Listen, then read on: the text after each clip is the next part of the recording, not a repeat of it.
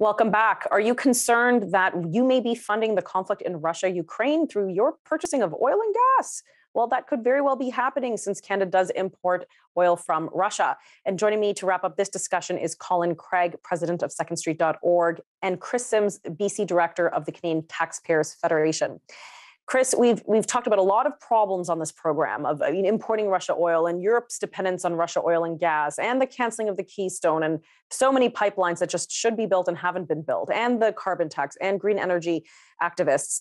So what's the solution? How do we get out of this? What can we do to A, help the Ukraine-Russia conflict end sooner, and B, how do we stop buying Russian oil in Canada? Well, it's a great question. I'm sure that there are international experts and energy experts smarter than I am who can answer the two main elements of that. When it comes down to the Taxpayers Federation, we really get calls on affordability. And of course, the affordability of energy is absolutely essential. If you can't afford to drive to work or to heat your home or to buy groceries because the carbon taxes are so bloody high, that's a very serious issue. And so that's why, again, we are calling for both the Trudeau government federally and the Horgan government here in BC to scrap the carbon taxes. Here in BC, that would save $20 every single time you're filling up your minivan. It's serious money right now with the carbon taxes. And Prime Minister Trudeau is using us as a template for the rest of Canada. Within the next 8 years, it's going to cost you more than 50 cents a liter in carbon taxes. That's serious money.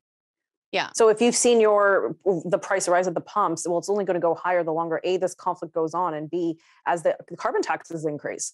They want that to be the norm. You see the $2 per liter signs coming out of Vancouver. The federal government wants that to be the norm across Canada without a conflict overseas. My goodness. Colin, I'll throw the question back to you. How can we as Canadians, how can the Canadian government help end this conflict sooner through our oil and gas sector? Well, as we've talked about, Canada has the resources that could help offset a good chunk of the purchases that other countries are making of Russian oil and gas. Our issue is we need to develop it. We need to have pipeline capacity so that we can export it. And then that can help other countries have another choice instead of having to buy from Russia. Now, I think that the political reality is that we have a number of elected officials in this country who have built up their brands around fighting climate change. So it becomes a little bit challenging for them to suddenly start agreeing to producing more oil and gas. But I think the solution is, yes, we make it so we can develop and export more oil and gas, not only for use in Canada, but for exporting abroad. But at the same time, what governments could commit to doing is taking the tax revenues from those new projects and using them to fund environmental initiatives that reduce carbon dioxide and other emissions. So you kind of have the ethical Canadian oil component that other countries can purchase. And at the same time, you'd see the environmental aspect of this that other countries don't have. So that could come in the form of using the money to pay companies that take CO2 out of the atmosphere. And Tanya, you and I talked about this before, how there's a lot of companies in the world that are doing really cool things to take CO2 and make useful products out of it.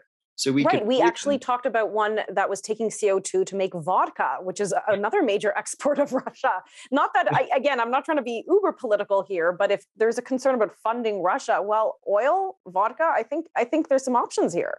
I think there certainly are. And there's a way that we can do this in an environmentally friendly way that also helps with the geopolitical challenge that we're facing. And that challenge is not going to go away. 5-10 years from now, we do not want to be buying Russian oil, especially if Vladimir Putin is still heading that nation.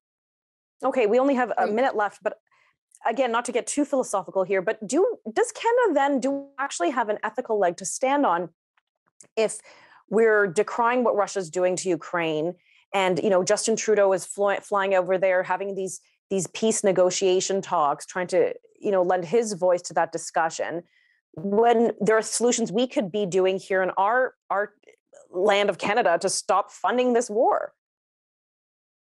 I think certainly we can. I mean, the first thing is to stop buying Russian oil and gas. The second thing is to be the supplier of choice for the rest of the world. And I think that's very much doable.